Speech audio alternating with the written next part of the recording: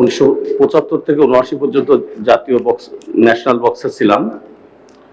তো সে সময় খেলাধুলা হতো ভিন্ন প্রকৃতিতে, শৌখিন ক্রীড়াবিদ হিসাবে তখন আমরা অংশ নিতাম।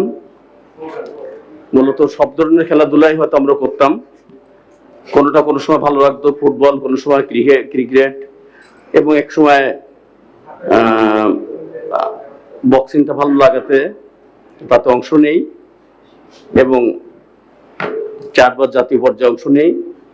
আমি খুলনার ছেলে এবং 4 বারে খুলনা বিভাগীয় চ্যাম্পিয়ন ছিলাম তখন। তো আমি আজকে এই অনুষ্ঠানে সেই কারণে উপস্থিত থাকতে পারে আমি নিজেকে আরো সেই সময়কার স্মৃতি নিয়ে আমাকে অনেক অনুপ্রাণিত করেছে যে সে সময় শৌখিন যে খেলাধুলা ছিল আজ সেটা শৌখিনতার পর্যায়ে নেই, আজ এটা জাতীয় পরিচয় এবং বাংলাদেশকে চিনতে পারে আসলে কয়েকটা জিনিসের মাধ্যমে। তার একটা হলো এই খেলাধুলা, ক্রীড়া ও সংস্কৃতি। এইটার মাধ্যমে বাংলাদেশ নামের যে একটা দেশ আছে এটা বিশ্বের বহু দেশই চিনে না। যখন বাংলাদেশ ক্রিকেট বা এই ধরনের কিছুতে ভালো করে তখন বাংলাদেশকে চিনে, এবং বিশেষ করে খেলাধুলা সংস্কৃতি এসবের মাধ্যমে বাংলাদেশের যে পরিচয়টা তখন বিশ্ব দরবারে ভেসে ওঠে, সেটাই মূলত আমাদের পরিচয় এবং গর্বে ও অহংকারের অংশ হিসেবে ফুটে ওঠে।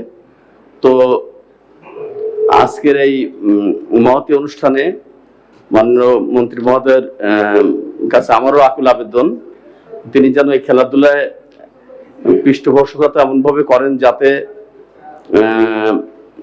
এবং তার মাধ্যমে এই নারীদের প্রতিবন্ধকতা অনেক, ছেলেদের প্রতিবন্ধকতা যথেষ্ট কম এবং তাদের বিভিন্ন স্কোপ থাকে। তার নারীদের ক্রীড়ার প্রতি যেন আরো মানে ইসের সাথে দেখা হয় যে যাতে তাদের অসুবিধাগুলো কিসে সহজে দূরীভূত করা যায়, তাদের পৃষ্ঠপোষকতা কিভাবে করা যায় এবং তাদেরকে কিভাবে আরো নতুন নতুন খেলাধুলা উৎসাহিত করা যায়।